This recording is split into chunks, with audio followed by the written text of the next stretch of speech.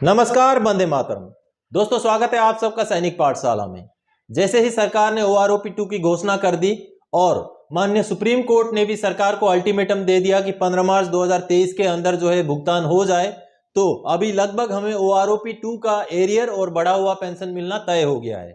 अब जल्द से जल्द शायद OROP के जो टेबल्स PCDA की तरफ से जारी कर दिए जाएंगे और उसके आगे लगभग एक आध महीने के अंदर अंदर जो है हमें भुगतान हो जाएगा। चाहे एरियर हमें एक ही बार में मिले या 4 हिस्सों में मिले, हमें लगभग मार्च के अंदर शायद OROP का एरियर मिलना शुरू हो जाएगा। तो दोस्तों, ऐसे में आप सबको आंकड़ा भी मिल गया होगा। लगभग उसमें 5 रैंक जो PIV के टेबल में शामिल थे, उन रैंकों के तो जो मैक्सिमम सर्विस वाले जो हैं उनको तो लगभग आंकड़ा मिल गया है। उस हिसाब से आप अंदाजा लगा पाए होंगे कि आपका एरियर कितना बनेगा और पहले मुश्त में आपको कितना मिल जाएगा। लेकिन इस मामले में फैमिली पेंशनर्स को कोई आंकड़ा नहीं मिला है और आए दिन फैमिली पेंशनर्स जो हैं वो मेरे वीडियोस में भी कमेंट करते हैं और साथ ही साथ मुझे व्हाट्सएप के भी मैसेजेस आते रहते हैं कि फैमिली पेंशनर्स के लिए भी कोई आंकड़ा जारी किया जाए, कोई कैलकुलेशन बनाया जाए। लेकिन इसमें मुश्किल ये था दोस्तों कि PIV के टेबल में फैमिली पेंशनर्स के बारे में मेंशन नहीं किया गया था।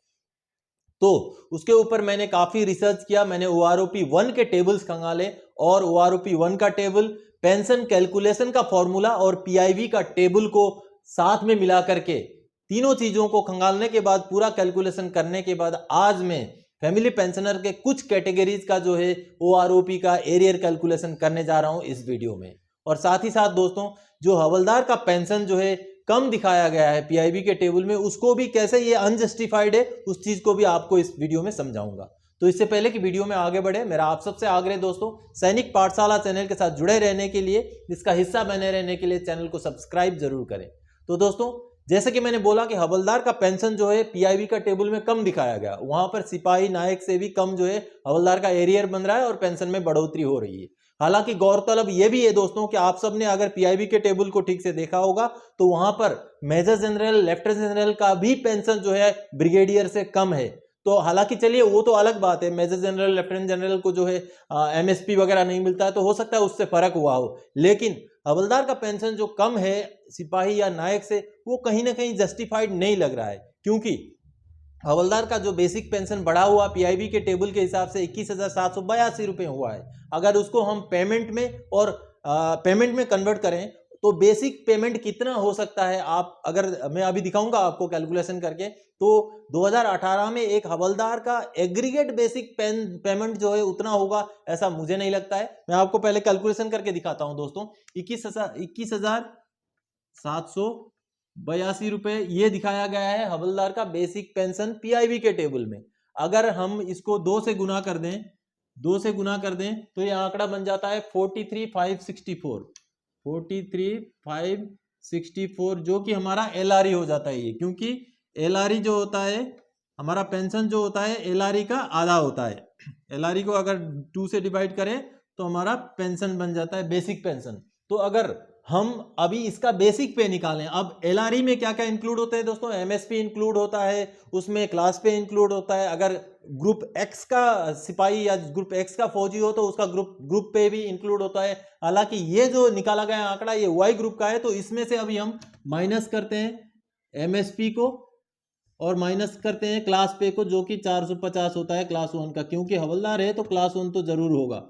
अगर इसको हम माइनस करें तो ये आंकड़ा निकलता है 37,914 रुपए, 37,914 रुपए, यानी कि ये निकलता है बेसिक पे निकलता है दोस्तों, जो कि कहीं ना कहीं मानने लायक बात है नहीं कि 2018 में 37,914 रुपए बेसिक पे लेने वाला हवलदार जो है, 24 साल का हवलदार का जो बेसिक पे जो है एवरेज बेसिक पे है।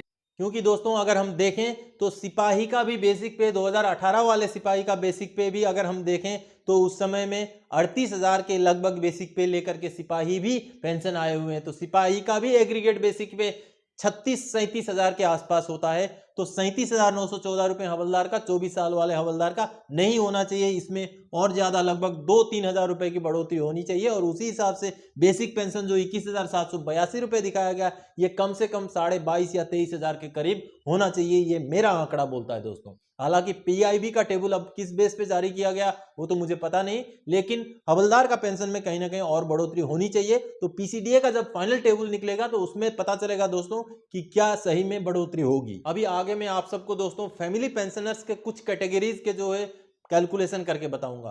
फैमिली पेंशनर्स के जो पेंशन कैलकुलेशन होता है वो अगर ऑर्डिनरी फैमिली पेंशन है उसका इनहांस रेट जो होता है वो सर्विस पेंशन के बराबर ही होता है। और वो तब तक बराबर होता है या तो उस पेंशनर का डेथ का 7 साल तक, या तो फिर उस पेंशनर का एज 67 साल तक होने तक, जो भी पहले हो जाता है तब तक के लिए ये एनहांस रेट मिलता है। उसके बाद जो नॉर्मल रेट होता है वो 60% ऑफ पेंशन, यानी कि कोई अगर बेसिक पेंशन 20,000 ले रहा था तो उसका नॉर्मल जो ऑर्डिनरी फैमिली पेंशन बनेगा वो बनेगा 12,000 रुपए दोस्तों। तो इस हिसाब से ये फॉर्मूले के हिसाब से कैलकुलेशन करके मैंने ordinary family pension, enhance rate, normal rate और स्पेशल फैमिली पेंशन का जो है कैलकुलेशन किया है, जिसको मैं आप सबको कंप्यूटर के स्क्रीन में ले जाके समझाता हूं। चलिए पहले उसको समझ लेते हैं दोस्तों। ये ऑर्डिनरी फैमिली पेंशन का एनहांस रेट है जैसे आप सब देख पा रहे हैं, और ऑर्डिनरी फैमिली पेंशन का जो एनहांस रेट होता है वो सर्विस पेंशन के बराबर ही होता है।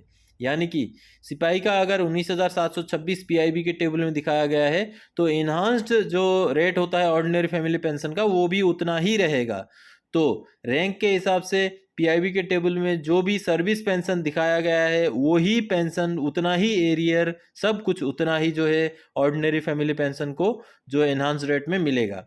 अब इसमें डिपेंड करेगा किस डेट तक एनहांस रेट मिल रहा है। अगर बीच में मान लीजिए 2019 से लेकर के 2020-21 तक एनहांस रेट था, उसके बाद फिर नॉर्मल रेट लागू था, तो वहां पर उसी हिसाब से चेंजेस हो जाएंगे, इसलिए एरियर में कटौती या बढ़ोतरी हो सकती है। अदरवाइज अगर पूरा का पूरा जुलाई 2019 से लेकर जून 2022 तक ही एनहांस रेट में ही अगर कैलकुलेशन किया जाए तो सर्विस पेंशन के बिल्कुल बराबर हूबहू उतना ही बढ़ोतरी भी होगा और उतना ही एरियर का भी अमाउंट होगा एनहांस रेट का। तो इनहांस रेट में तो कोई बहुत ज़्यादा फर्क नहीं है दोस्तों। इनहांस रेट 7 साल पेंशनर का डेथ होने का 7 साल तक, या तो फिर उस पेंशनर का जिसका डेथ हुआ है उसका एज एज्यूम करें तो 67 ईयर्स तक होने तक लागू होता है। जो भी पहले हो तब जो है इनहांस रेट वाला जो ordinary family pension normal rate में जो है कन्वर्ट हो जाता है दोस्तों। अब जानते हैं normal rate of ordinary family pension.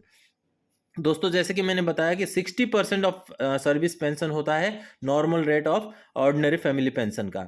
तो अभी दोस्तों यहाँ पर मैंने हर चीज़ का 60% निकाला। पीआईबी के टेबल में जो भी आंकड़ा दिया गया 1 जनवरी 2016 का, उसका भी 60% ये निकाला। ये जो है रैंक के हिसाब से सिपाही, नायक, हवलदार का 60% निकाला, और बढ़ा हुआ 1 जुलाई 2019 से जो दिखाया गया है वहाँ पर वो भी मैंने 60% निकाला। 60% के हिसाब से ये आंकड़ा निकाला है। और 11,836 सिपाही का, 12,661 नायक का और 13,069 रुपये जो है हवलदार का बनता है। 60% अगर हम बढ़ा हुआ रेट लेते हैं तो उसमें पर मंथ की बढ़ोतरी 1,217 रुपये, नायक का 1,605 रुपये और हवलदार का 1,029 रुपये पर मंथ की बढ़ोतरी यहाँ पर होती है। और जुलाई 2019 से लेकर जून 2021 तक का एरियर, जुलाई 2021 से दिसंबर 2021, क्योंकि डीए का परसेंटेज अलग अलग है इसलिए यहाँ पर मैंने ब्रेक करके दिखा दिया। 17%, 31%, 34% डीए के हिसाब से जनवरी 2022 से जून 2022 तक जो है 34 के हिसाब से। और टोटल एरियर जुलाई 2019 से लेकर जून 2022 तक का ये है दोस्तों, जो कि नॉर्मल फैमिली पेंशन का रेट के हिसाब से सिपाही का 53,524 और नायक का 70,588 और हवलदार का 45,255। ये पीआईबी के टेबल के बेस पे ही है दोस्तों ये कैलकुलेशन। सिर्फ मैंने कैलकुलेशन का फॉर्मूला चेंज किया है। और जो पहला अगर इंस्टॉलमेंट 4 में मिले तो पहला इंस्टॉलमेंट सिपाही का 13,381, नायक का 17,647 और हवलदार का 11,314 रुपये इंस्टॉलमेंट बनता है दोस्तों।